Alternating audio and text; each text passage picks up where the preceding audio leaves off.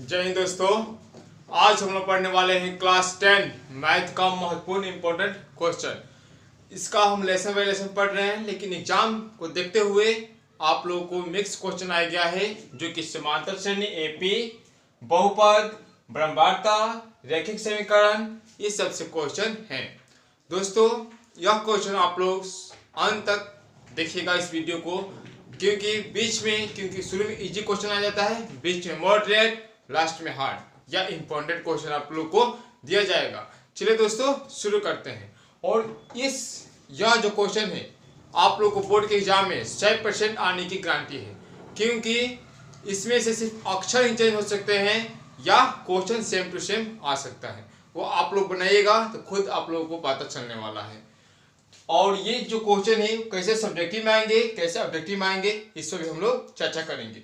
Subjective में आया तो हम लोग किस प्रकार विस्तार पर बनाएंगे ताकि एक नंबर ना कटे, और ऑब्जेक्टिव में आया तो कितना जल्दी हो, हम कितना 20 सेकेंड या 30 सेकेंड का बनाएंगे, इसको भी मैं सिखाने का प्रयास करूंगा। चलिए पहला क्वेश्चन जानने के पहले हम लोग जानते हैं कि 5 या 7 या 8 9 यहाँ पे दे दिया जाए।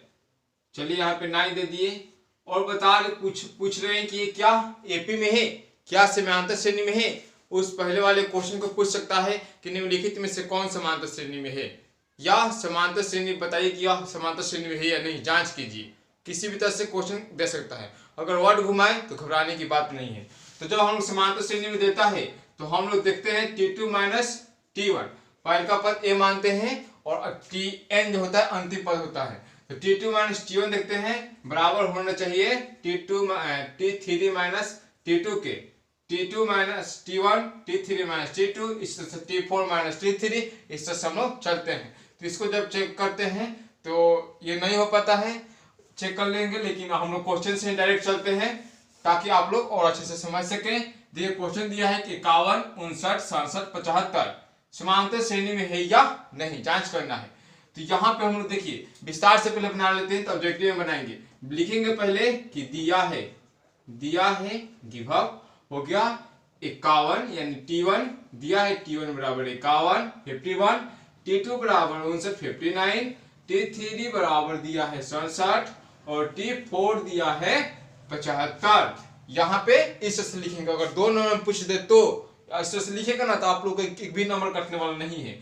तो आप लिखिएगा कि समांतर श्रेणी में है या नहीं जांचना है, इसलिए T2 minus T1, T2 minus यहाँ T लिख देते हैं, आप लोग पूछिएगा कि प्लस है, T2 माइनस T1 यानी 59 माइनस 51। जब घटाते हैं तो कितना आता है 8। फिर चलते हैं, यहाँ पे करते हैं T3 माइनस T2 यानी 67 माइनस 59, कितना आता है 8। फिर करते हैं तो T4 माइनस T3, तो फिर यहाँ पे देखते हैं 75 माइनस 67, फिर घटाते हैं तो आता है 8। इसलिए लिख लेंगे, इसलिए T2 माइनस T1 बराबर T3 माइनस T2 बराबर T4 माइनस T3। देख रहे हैं कि तीनों क्या है, बराबर हैं, इसलिए कह सकते हैं यह समांतर श्रेणी में है, इसलिए कह सकते हैं कि यह समांतर श्रेणी में है। लेकिन आप लोगों को ऑब्जेक्टिव पूछ दे, देखिए सब्जेक्टिव पूछा तो इस बनाएंगे 2 में 2 नंबर मिलना पक्का है या 3 में 3 नंबर मिलना पक्का है। अगर इसको ऑब्जेक्टिव पूछ दे, ई वाले फॉर्मेट को नहीं लिखा जाता है, ई वाले को नहीं लिखना है, डायरेक्ट आप लोगों को यहाँ पे करना है। वो तो माइंड में कर सकते हैं, वो तो यहाँ से यहाँ घटाएंगे 8, फिर इसमें से इसमें घटाएंगे 8, इसमें से इसमें घटाएंगे 8, इसमें घटाकर माइंड में कर सकते हैं कि घटाने के बाद सबका समान आ रहा है ना, परिणाम समान आ रहा है ना, तो पूछे कि समान आ रहा है तो समांतर श्रेणी में है। समान यानी का सार अंतर, ये T2 माइनस T1 कर रहे हैं, डी लिखा रहे हैं, सार अंतर, सार अनुपात लिखा रहे हैं या पदांतर लिखा रहे हैं, तो ये सब समान आ रहा है तो बुझिए क्या है, समांतर श्रेणी एपी में है। आशा करते हैं ये क्वेश्चन आप लोग को समझ में आ गया होगा, और जो वर्ग 10 में है वो भी इस वीडियो को देखते चलिएगा, क्योंकि उनको भी आप लोगों को क्वेश्चन का आइडिया मिलने वाला है कि क्या बोर्ड में ऐसे पूछा जाता है, या आपके जो भाई जो है 9 में है उनको भी जरूर इस चैनल के बारे में बताइएगा। चलते हैं नेक्स्ट क्वेश्चन पर। और दोस्तों एक बात जरूर, आपने अभी तक सब्सक्राइब नहीं किया है, लाइक नहीं किया है तो जरूर कर दीजिएगा। दोस्तों के पास ज़्यादा शेयर कर दीजिएगा, क्योंकि यहाँ पे वर्ग 6 से लेकर 12 तक पढ़ाई होता है, नवोदय और स्कॉलरशिप की विशेष तैयारी कराई जाती है। चलते हैं सेकंड क्वेश्चन। यदि x + 2, 3x और 4x + 1 समांतर श्रेणी में है तो x का मान ज्ञात कीजिए। देखिए पहले इसको भी सब्जेक्टिव की तरह बनाते हैं, फिर ऑब्जेक्टिव में कैसे बनता है इस पर हम लोग चर्चा करेंगे। देखिए तो पहले देखेंगे कि दिया है, लिखेंगे इसमें भी दिया है t1 बराबर x + 2, t2 बराबर 3x, t3 बराबर 4x + 1। ये क्या किया है, दिया है, ये साइन लिखा जाता है, ठीक है, लाइन से। यहाँ पे t1 होता तो लाइन हो जाता, ठीक है। तो कहा है कि x का मान ज्ञात कीजिए, तो लिखेंगे प्रश्न से एक्वायर द क्वेश्चन, प्रश्न से समांतर श्रेणी में है, इसका मतलब t1 t2 माइनस t1 बराबर t3 माइनस t2 है। हम लोग को आगे ही बोल दिया है कि समांतर श्रेणी में है, तो चलिए है कि चलते हैं 3x माइनस यहाँ पे x + 2 बराबर यहाँ पे t3 दिया है 4x + 1 और t2 दिया है -3x। अब देखिए यहाँ पे 3x माइनस, जब माइनस रहता है ब्रैकेट के बाहर ही, तो जितने उसमें का चिन्ह होता है, माइनस होता है तो प्लस हो जाता है, प्लस होता है तो माइनस हो जाता है, यानी चिन्ह बदल जाता है। तो यहाँ पे हो जाएगा x और +2 है तो -2, x और +2 है तो -2 बराबर 4x + 1 -3x। अब जब घटाते हैं देखिए तो 3x में से x गया तो कितना बचा, 2x - 2 बराबर 4x में से 3x गया, x + 1। अब एक जैसा राशि वाले को एक तरफ कर देते हैं, तो देखिए यहाँ पे हो गया 2x और ये जो x है इधर आ गया, जब प्लस था तो इधर है तो माइनस हो गया, बराबर ये +1 इधर -2 है और बराबर का उधर जाता है तो +2, तो यहाँ पे हो जाएगा x, 2x में से एक गए, x से घटाए x हो गया बराबर यहाँ पे हो गया 3, यानी x बराबर 3 आ गया। आप लोग को यही मान पूछा था कि x का मान ज्ञात कीजिए, तो x का मान है क्या हम लोग का 3। आशा करते हैं क्वेश्चन समझ में आ गया होगा। अब देखिए ऑब्जेक्टिव में कैसे हल करते हैं, अब देखिए ऑब्जेक्टिव में कैसे हल करते हैं। यहाँ तक नहीं लिखेंगे, यहाँ तक नहीं लिखेंगे, डायरेक्ट इसको t2 - 2 जानते हैं, यहाँ से फॉर्म चेंज करेंगे। ये वाला बात जो हम माइनस वाला किए हैं आप लोग समझ गए, इसके बाद यहाँ पे आएंगे और हल हो जाएगा। वही जो लिखा नहीं जाता है ऑब्जेक्टिव के लिए डायरेक्ट बनाया जाता है, और सब्जेक्टिव के लिए आप लोग जरूर लिखिएगा, क्योंकि उसमें भाषा भी खोजता है एग्जामिनर जो चेक करता है आप लोगों का, ठीक है। अब चलते हैं नेक्स्ट क्वेश्चन। नेक्स्ट क्वेश्चन दोस्तों, आशा करता हूँ आप लोग नोटबुक में लिखते चल रहे होंगे, और जैसे क्वेश्चन बनने आप लोग को आ रहा है तुरंत बनाइए, आंसर भी लाइए, नहीं आ रहा है तो पॉज कीजिए और मेरी बातों को सुनिए फिर बनाइए, ठीक है। चलते हैं 3 नंबर क्वेश्चन कि किसी समांतर श्रेणी का 17वां पद 10वें पद से 7 अधिक है, पदांतर ज्ञात कीजिए। समांतर श्रेणी आज इसलिए लिए हैं 3 क्वेश्चन 4 क्वेश्चन, ताकि आप लोग इसमें का क्लियर होने वाला है इतने ही क्वेश्चन से। तो देखिए समांतर श्रेणी, तो हम लोग जानते हैं कि Tn बराबर क्या होता है, a + n - 1 × d। अगर नहीं जानते हैं तो जरूर लिख लीजिएगा। तो अब चल रहे हैं कि कह रहा है कि 17वां पद, तो ऐसा क्वेश्चन करने के लिए पदांतर ज्ञात करने, जो ज्ञात करने के लिए बोलता है उसे जरूर मान लेते हैं। तो पहले मानेंगे, माना कि समांतर श्रेणी का पहला पद बराबर a, नहीं पदांतर दिया है, पदांतर देता है या सार्वअंतर बत्या बराबर होता है। चलिए पदांतर बराबर d मान लेते हैं, पदांतर बराबर d मान लेते हैं। और दोस्तों आज बुझिए कि छोटा रिचार्ज बड़ा धमाका होने वाला है, क्योंकि आप लोग मैथ के इंपॉर्टेंट क्वेश्चन पढ़ने वाले हैं, जो कि कम से कम 30 मिनट में आप लोगों को पढ़ा दिया जाएगा, और जो कि 20 या 30 नंबर बोल सकते हैं। ये जितना क्वेश्चन है तो 100% आईबे करेगा, देख लीजिएगा। तो पदांतर बराबर d हो जाएगा। अब चलते हैं कि अब हम लोग चलते हैं Tn, यानी 17वां पद दिया है, तो देखिए T7 17वां पद दिया होता है a + 7 - 1 × d, यानी a + 16d हो जाएगा। फिर दिया है 10वां पद a + 10 - 1 × d बराबर a + 9d। देखिए 9d अभी ऑब्जेक्टिव में बताएंगे कैसे हल करना है। तो बोला है कि जो 17वां पद है 10वें पद से 7 अधिक है, यानी प्रश्न से एक्वायर द क्वेश्चन 17वां जो पद है टी जो 7 है वह 10वां पद से 7 अधिक है। यहाँ पे हो गया a जोड़ 16d बराबर यहाँ पे हो गया a जोड़ 9d जोड़ 7।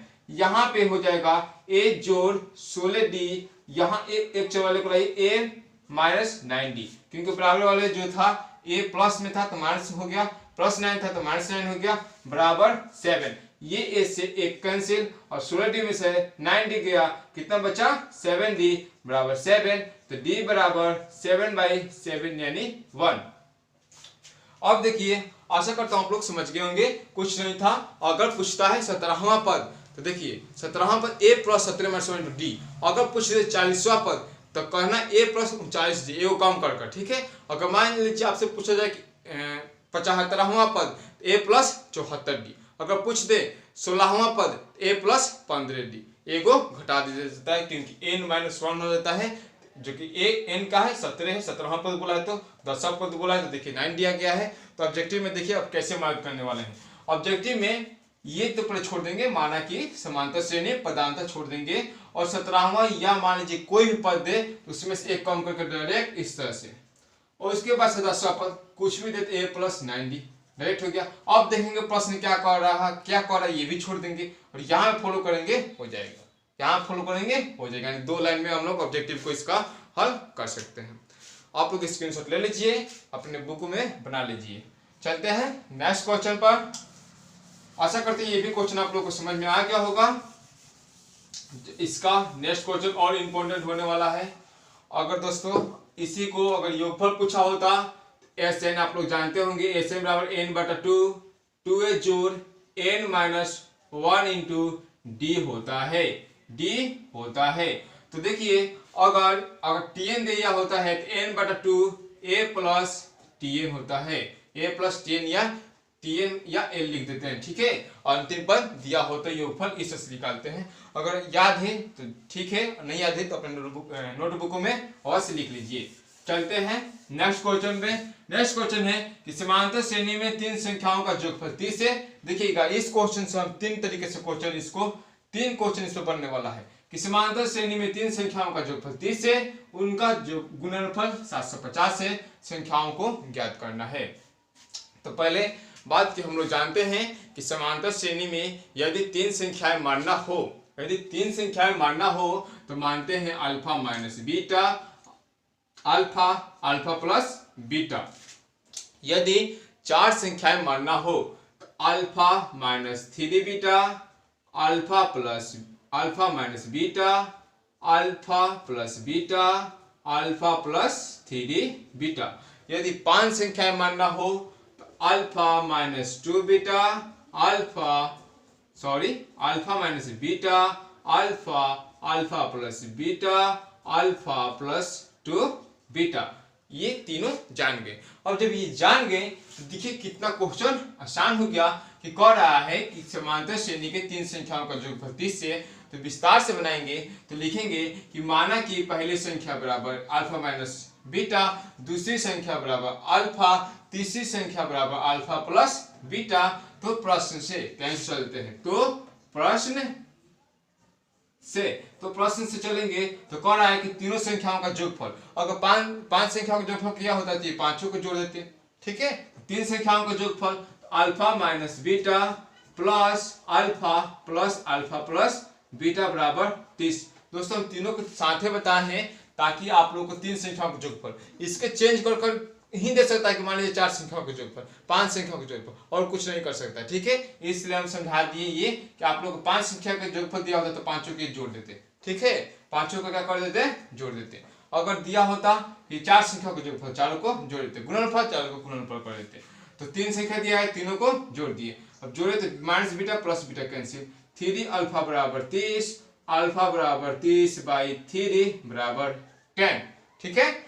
अब चलेंगे, अब फिर तथा गुणनफल, तो चलेंगे तथा ये भी हम लोग चलेंगे तथे में अल्फा माइनस बीटा, अल्फा यानी गुना हो रहा है, अल्फा प्लस बीटा बराबर दिया है 750, बराबर दिया है 750। तो जब हम लोग गुणा कर रहे हैं तो यहाँ पर लिख सकते हैं ना कि अल्फा का मान रखने पर, अल्फा का मान रखने पर, तो अल्फा का मान कितना दिया है 10, तो 10 माइनस बीटा 10 गुने 10 प्लस बीटा बराबर 750। इसको ऑब्जेक्टिव में कैसे बनाएंगे अभी हम लोग चर्चा करेंगे। इस 10 से एक जीरो कैंसिल हो गया। अब देखिए यहाँ पे क्या होगा 10 माइनस बीटा 10 प्लस बीटा बराबर 75। आप लोग अच्छी तरह से जानते हैं, ये आप लोग नोटबुक में लिख लीजिएगा। चलते हैं एक सूत्र पर जो कि आप लोग अवश्य जानते होंगे उसको। देखिए आप लोग जानते हैं कि ए स्क्वायर माइनस बी स्क्वायर बराबर होता है ए प्लस बी ए माइनस बी। यहाँ पर व्यवस्था दिया है ए माइनस बी ए प्लस बी दिया है, तो चल देंगे 10 का स्क्वायर माइनस बीटा का स्क्वायर बराबर 75। यहाँ पे 10 का स्क्वायर करेंगे तो 100 माइनस बीटा का स्क्वायर बराबर 75। यहाँ पे हो जाएगा माइनस बीटा का स्क्वायर बराबर 75। ये जो प्लस 100 है इधर आएगा तो माइनस 100 हो जाएगा। अब देखिए यहाँ पे माइनस बीटा का स्क्वायर बराबर, और 75 में से माइनस 100 घटाना है, तो जो देखते हैं कि कौन सबसे बड़का अंक वाला है, सबसे बड़का अंक 100 है, उसका देखते हैं कि चिन्ह क्या है, तो माइनस है, तो माइनस 25। या आप अच्छी तरह से जानते हैं कि 75 में से माइनस 100 गया तो माइनस 25 होता है, माइनस 25 होता है। ये माइनस कैंसिल, यानी बीटा बराबर रूट अंडर 25 हो जाएगा, प्लस माइनस 5 लिख देंगे। प्लस माइनस 5 लिखना और अच्छा उचित होता है। अगर आप लोग को द्विघात बहुपद समीकरण दे और रूट में जाए आंसर तो प्लस माइनस ही मारिएगा विकल्प से, क्योंकि देखिए अगर इस बात जानिए कि आप लोग क्या करते हैं कि -5 गुने -5 तो कितना देता है 25, क्योंकि वर्ग किसे कहते हैं आप लोग जानते हैं कि वर्ग किसे कहते हैं। तो वर्ग वैसी जिस संख्या का ही वर्ग निकालना है तो सेम उसी संख्या से गुना करते हैं और जो उसका परिणाम आता है वही वर्ग होता है। जैसे मान लीजिए अभी बता रहे हैं कि 5 का वर्ग निकालना है तो सेम उसी संख्या से गुना करना है, तो 5 गुने 5।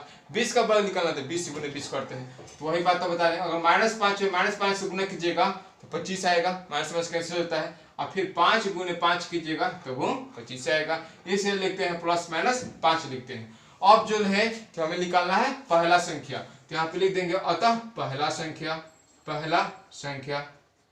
अगर विस्तार से दिया हो, आप लोगों का आंसर विस्तार से दिया हो तो देखिए अगर विस्तार से दिया हो या विस्तार से बनाना हो तो इस तरह से लिख सकते हैं, यदि बीटा बराबर 5 लेने पर, यानी प्लस वाले ले लिए तो पहला संख्या फर्स्ट नंबर बराबर NUB लिख रहे नंबर, फर्स्ट नंबर बराबर यहाँ पे कितना दिया है अल्फा का मान 10 दिया है, और पहले का संख्या हमने क्या माने थे अल्फा माइनस बीटा, यानी 10 माइनस 5 कर दिएगा तो 5। सेकेंड नंबर कितना हो जाएगा अल्फा खुद होता है तो 10 हो जाएगा। थर्ड नंबर कितना हो जाएगा अल्फा प्लस बीटा, यानी 10 प्लस 5 15, और फिर लिख दीजिएगा बीटा बराबर -5 लेने पर, तो फिर यहाँ पे आ जाएगा 15 10 5 हो जाएगा।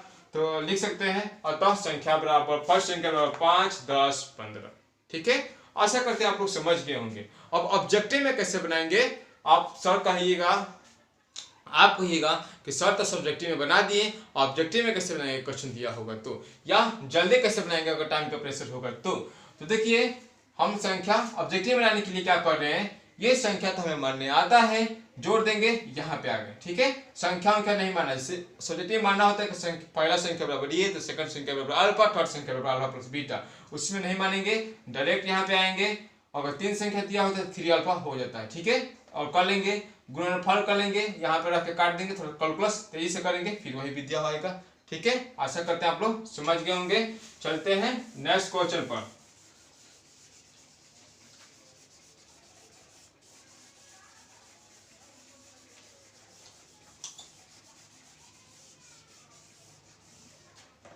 नेक्स्ट क्वेश्चन है हम लोगों का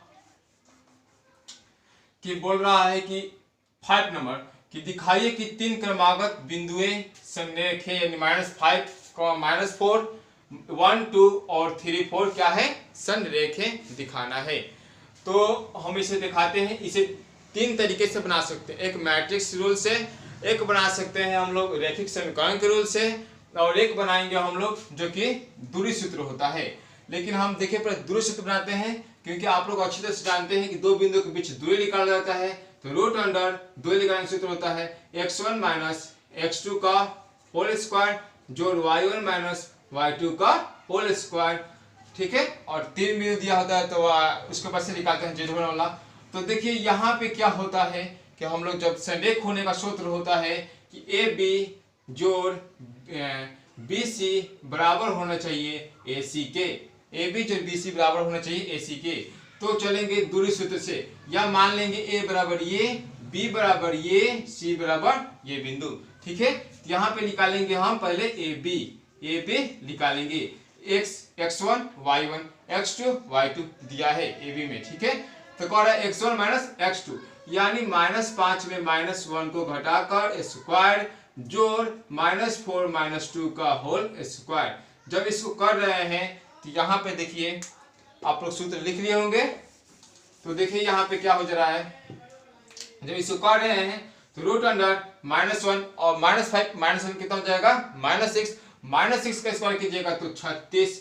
और देखिए -4 और -2 कितना हो गया 6 -6 का स्क्वायर कीजिएगा तो 36 कितना हो जाएगा 36 रूट अंडर 72। आप लोग रूट अंडर 72 का वर्गमूल निकालना जानते हैं। अगर नहीं जानते हैं तो गुणनखंड विधि और अभाज्य गुणनखंड विधि दोनों से निकालते हैं, लेकिन यहाँ पे गुणनखंड विधि से चलते हैं। ठीक है, तो देखिए 72 इसे से चलते हैं 2, यहाँ पे हो जाएगा 36, फिर यहाँ पे हो जाएगा 18, फिर यहाँ पे हो जाएगा 9, फिर यहाँ पे हो जाएगा 3 और जोड़ा मिलाते हैं, जोड़ा। ठीक है, एक वाले के एक है लिखते हैं, फिर इसको एक है लिखते हैं, 3 दूना 6 हुआ और जो बच गया उसे रूट में डाल देते हैं। यहाँ पे हो जाएगा 6 रूट 2 इकाई। ठीक है, उसके बाद से हम लोग निकालते हैं यहाँ पे बी सी, तो बराबर रूट अंडर चलते हैं बी और सी, यानी x1 बराबर 1 हो गया, x2 बराबर 3 हो गया। तो x1 माइनस 3 का होल स्क्वायर जोड़ 2 - 4 का होल स्क्वायर बराबर यहाँ पे देखिए एक में से -3 गया, -2 का होल स्क्वायर कीजिएगा तो 4 जोड़ 2 में से -4, तो 2 में से -4 कीजिएगा तो आप लोग का आता है -2 का होल स्क्वायर कीजिएगा तो 4 चलिए कितना हुआ 8। जब रूट 8 का वर्गमूल निकालते हैं तो देखिए फिर इस तरह से कर लेते हैं, तो 2 से 2 आएगा, देखिएगा कितना हुआ 4, फिर हो गया 2, एक जोड़ा बना एक छूट गया, यानी 2 रूट 2। ठीक है, 2 रूट 2। अब चलते हैं हम लोग AC निकालने के लिए, AC निकालने के लिए चलते हैं यहाँ पे A और C। तो रूट अंडर यहाँ पे देखते हैं x1 ये हो गया, x2 3 हो गया, -5 -3 का होल स्क्वायर जोड़ -4 का होल स्क्वायर बराबर रूट अंडर -5 में से -3 गया, -8 का होल स्क्वायर 8 × 64 जोड़ -4 -8 हो गया, -8 का होल स्क्वायर 8 × 64 जोड़ेंगे तो रूट अंडर 128। अब इसका जब निकालेंगे तो देखिए यहाँ पे कर देंगे 128 का गुणनखंड करेंगे तो 64, यहाँ पर लोग इसी तरह से अब 8 का हो जाएगा तो 2 से 32, 2 से 16, 2 से 8, 2 से 4, 2 से 2, फिर मिलाते आएंगे एक जोड़ा एक ये छूट गया, यानी इसके बदले में एक गो, इसके बदले में एक गो, इसके बदले में एक गो, 2 4 दूना 8 रूट 2 हो जाएगा, 8 रूट 2 हो जाएगा इकाई। अब हम लोग देखेंगे कि जोड़ने के बाद से AC हो रहा है कि नहीं। तो जब हम लोग जोड़ रहे हैं तो 6 रूट 2 जो 2 रूट 2 बराबर 8 रूट 2, जब इसको जोड़े तो 6 2 8 रूट 2 बराबर 8 रूट 2, यानी यहाँ पे किसको जोड़े हैं AB जोड़ BC बराबर AC, जो कि फॉलो हो रहा है, वही हम लोग को बोलना है दिखाने के लिए, यहाँ पे हम लोग दिखा दिए। ठीक है, देखिए इस क्वेश्चन को कैसे और घुमा सकता है, दे सकता है दिखाई की जगह पर सिद्ध कीजिए, या दे सकता है कि क्या यह बिंदु यानी दिया है संरेख है, इससे पूछ सकता है संरेख है, यहाँ पे आ गया तो हाँ संरेख है, एक ये तरीका हुआ। और सेकंड तरीका जो इससे और इजी है, देखिएगा कहीं कितना इजी है, इससे तो थोड़ा हार्ड था, अब इसके जो बाद वाले तरीका बताने वाले हैं वो आप लोग को कहिएगा कितना इजी था, शायद वही हम पहले बनाए होते। देखिए कैसे, यहाँ पे हम लोग करते हैं x1 मैट्रिक्स देखिए x1 और देखिए 1 2 3 1 2 3 तो 1 हो गया, यहाँ ब्रैकेट में हमेशा रहता है y वाला मान, ठीक है। तो 1 हो गया तो y2 माइनस y3 जो x2 हो गया और 1 2 3 तक ले जाना है। जब x2 हो गया यहाँ और जब 1x लिए है ना बाहर, याद करने का तरीका होता है, जब x 1 लिए हैं इसमें 1 नहीं चाहिए, 2 लिए हैं तो इसमें 2 नहीं चाहिए, 3 लिए हैं तो ब्रैकेट में 3 नहीं चाहिए, तो 2 का अंक चाहिए। अब किसमें से किसमें घटाना अभी सीखिए। x1 तो y2 इसके बाद वाला गए हैं y2 माइनस y3 x2 यानी y3 माइनस y1। अब 3 खत्म हो गया तो y1 पर जाइएगा, y1 हो गया। फिर क्योंकि जब आप लोग गाड़ी पे जा रहे हैं यहाँ से रास्ता खत्म हो गया, वृत्तकार है तो फिर यहीं पे जाइएगा, तो उसी तरह से है वही भी, ठीक है। तो देखिए यहाँ पे हो गया x3, अब चलेंगे यहाँ पे हो जाएगा y1 क्योंकि x3 है तो y1 माइनस y2, 3 था y1 माइनस y2 हो गया। अब इसे बनाते तो और इजी बनता, चलिए इसको भी बनाकर दिखा देते हैं। x1 की जगह पर -5 y2 माइनस y3 करना है, तो y2 कितना दिया हम लोगों का, y2 दिया हम लोगों का, यहाँ पे देख रहे हैं 2 और यहाँ पे दिया है 4, तो जब 2 में से 4 घटाएंगे तो -2 आ जाएगा, डायरेक्ट लिखते चल रहे हैं -2 आ जाएगा।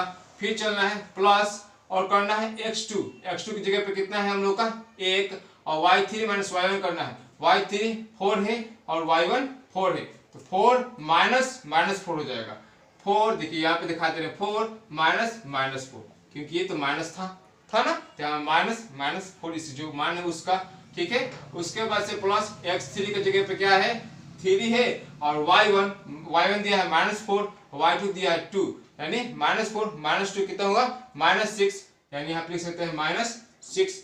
जब करेंगे 5 में 2 से अब माइनस प्लस यानी 10, ये करेंगे 4, यहाँ पे हो जाएगा माइनस प्लस यानी 8, यानी 8 में 1 शून्य की जगह तो 8, यहाँ पे 36 18 प्लस -18, तो 18 -18 जो कि 0, तो हो गया संरेख। क्योंकि संरेख होने का तरीका सूत्र यही होता है, नियम यही होता है, कितना बराबर कितना होना चाहिए 0 होना चाहिए, और तो यह क्या है संरेख है। इस तरह से भी आप दिखा सकते हैं, देखिए कितना सिंपल है, कुछ हार्ड नहीं है, ठीक है। आशा करता है आप लोग स्क्रीनशॉट लेकर आप लोग नोटबुक में लिख लिए होंगे।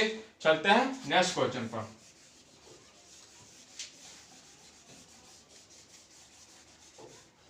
नेक्स्ट क्वेश्चन हम लोग का, यदि अल्फा एंड बीटा द्विघात समीकरण के मूल हैं तो 1/α जो 1β का मान होगा। तो देखिए दोस्तों इस क्वेश्चन का लेने का तात्पर्य यह है क्योंकि इसमें से बोर्ड में से 4 क्वेश्चन पूछेगा, वो कैसे पूछेगा 4 नंबर का हम अभी बताने वाले हैं। दे देता है बहुपद, कहता है कि अल्फा प्लस बीटा ज्ञात कीजिए या अल्फा बीटा ज्ञात कीजिए, दिखेगा इसी में से हो जाएगा। और जब इतना बड़ा क्वेश्चन दिया है हम लोग सोच रहे हैं कि ये कैसे निकालेंगे, ठीक है। तो देखिए जब अल्फा और प्लस बीटा निकालना होता है तो हम लोग करते हैं -x का गुणांक बटा x² का गुणांक, और इसको करते हैं अचर पद बटा x² का गुणांक। तो यहाँ पे हम लोग को क्वेश्चन जाना है, वो हम सूत्र बता दिए, ठीक है। तो देखिए क्या दिया है क्वेश्चन 1/α, लेकिन आप लोगों को बनाना क्या कैसे है, अगर 2 नंबर बनाना हो तो बनाना कैसे है, दिया है समीकरण बराबर, क्या लिखिएगा, दिया है समीकरण बराबर x² प्लस x माइनस 2 बराबर 0। देखिए भसावत बनाते हैं, दिया है समीकरण बराबर x² प्लस x माइनस 2 बराबर 0, और दिया है ना ये यहाँ पे लिखिएगा, फिर समीकरण यहाँ पे लिखिएगा, तब ये थर्ड लाइन में चला जाना चाहिए, ठीक है। पाना मैट्रिक में भरपूर दिया होता है, ठीक है। तो देखिए जब यहाँ पे दे दिया है, यहाँ चलते हैं अल्फा जो बीटा यानी गुणनफल निकालने के लिए, जब गुणनफल निकालने के लिए चलते हैं यहाँ पे x² गुना माइनस में चलना है, यहाँ पे माइनस हो जाएगा, -x का गुना कितना है 1 है, कितना है 1 है, बट x² गुना कितना है 1 है, यहाँ कितना आया -1 आया। अब अल्फा बीटा तो कौन अचर पर कितना दिया है -2, और x² गुना कितना दिया 1 दिया है, यानी -2 आ गया। अब चलते हैं क्वेश्चन पर जो कि हम लोग का दिया है 1/α जो 1/β, अब इसका बाटा करके जोड़ करना है, तो यहाँ पे आ जाएगा अल्फा बीटा।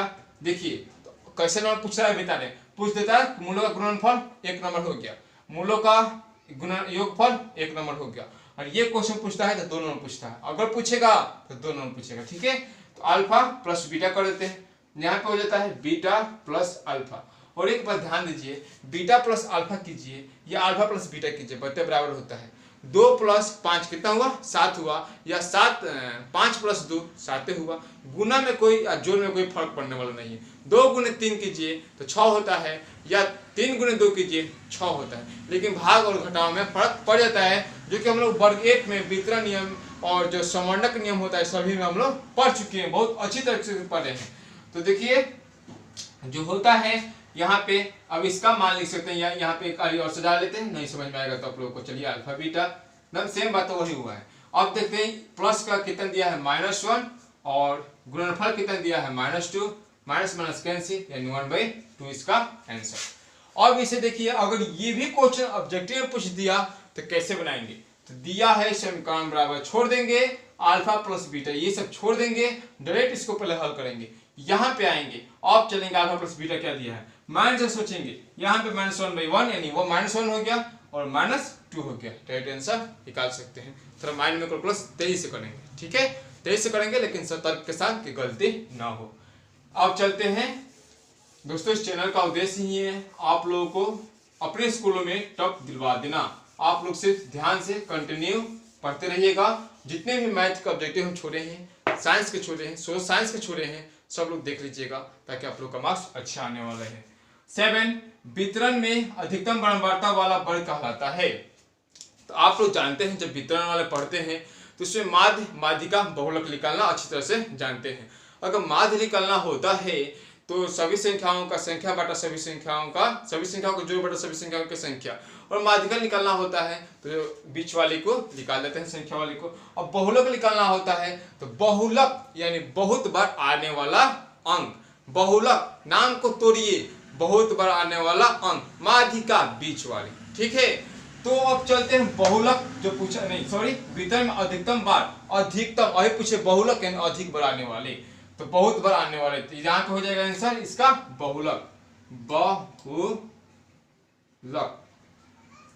अब एक बात और जानिए कि अगर बहुलक एमओ बराबर निकालने के लिए दिया जाता है तो 3 × m - 1 करके निकालते हैं। उस सूत्र को याद रखिएगा हमेशा, क्योंकि देखिए कभी कभी आप लोगों को माध्य और माध्यिका दे देगा तो कहेगा बहुलक निकालने के लिए, अगर बहुलक दे देगा और माध्य दे देगा तो माध्यिका निकालने के लिए दे देगा। दो को ऑलरेडी दे दिया होता है और एगो पूछता है, ठीक है। तो यहाँ पे बहुलक जैसे एग्जाम्पल दे देते हैं 2 6 6 5 4 6 5, इसमें हम पूछ रहे हैं कि बहुलक कौन है, इसमें पूछे हम बहुलक कौन है, तो जो सबसे ज्यादा बड़ा आया है तो देख रहे हैं कि 2 कितना बड़ा है, 1 बड़ा है, 6 कितना बड़ा है, 3 बड़ा है, 4 1 बड़ा है, 5 2 बड़ा है, यानी 6 3 बड़ा है, सबसे ज्यादा बड़ा आया है तो 6 क्या हो जाएगा, बहुलक हो जाएगा।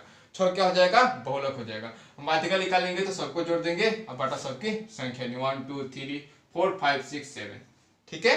अब चलते हैं नेक्स्ट क्वेश्चन।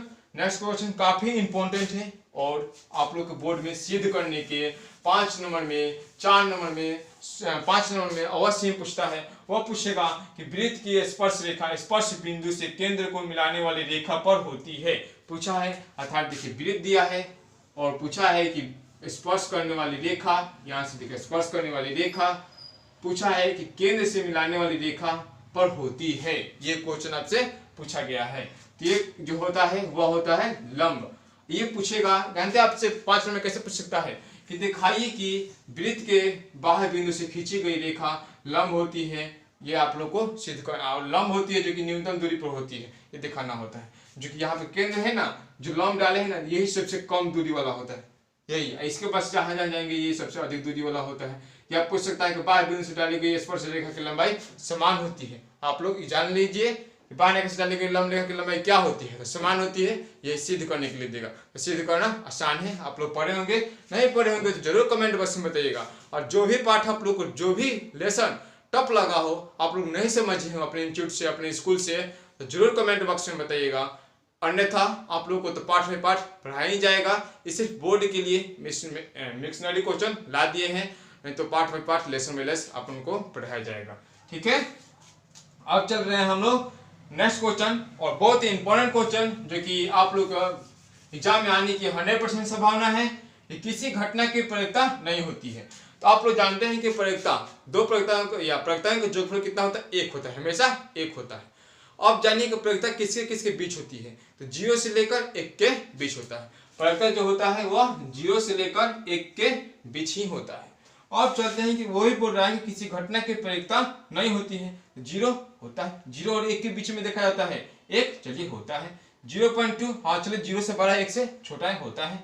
D माइनस यानी 0 से छोटा ये नहीं होगा, आंसर हो जाएगा। ठीक है, आशा करते हैं आप लोगों को क्वेश्चन समझ में आ गया होगा। यह चैनल उस बल्ब की तरह है जो आप लोगों के जीवन के लाइफ में नॉलेज के लाइफ भरता रहेगा। दोस्तों, अगर इस वीडियो से सभी क्वेश्चन समझ में आया हो, आप लोग को वीडियो अच्छा लगा हो, तो अपने दोस्तों के पास ज़्यादा शेयर कीजिएगा, सब्सक्राइब कीजिएगा। अभी तक आपने लाइक नहीं किए हैं तो लाइक कीजिएगा। धन्यवाद दोस्तों, हमारे साथ बने रहने के लिए, वीडियो को देखने के लिए।